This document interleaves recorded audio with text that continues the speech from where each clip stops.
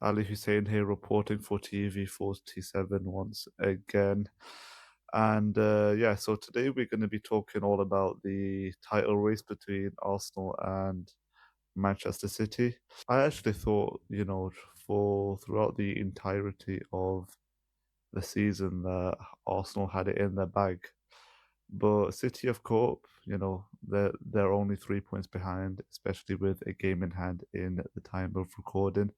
Manchester City have got 70 points, Arsenal have got 73. But the walls are beginning to close in now for Arsenal. They lost 2-1 to Manchester City, which was the pivotal game of the season, and now the momentum is firmly with Manchester City. And yeah, I do think now that Manchester City will win the league.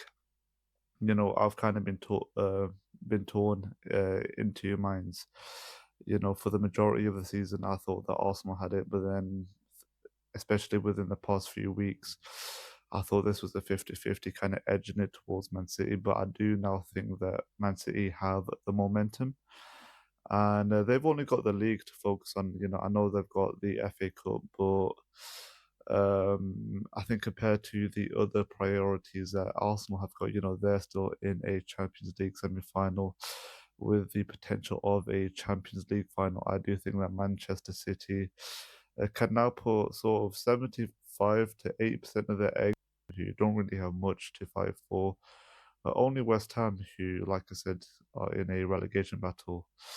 So yeah, there's not really much splitting it, but well, in terms of fixtures.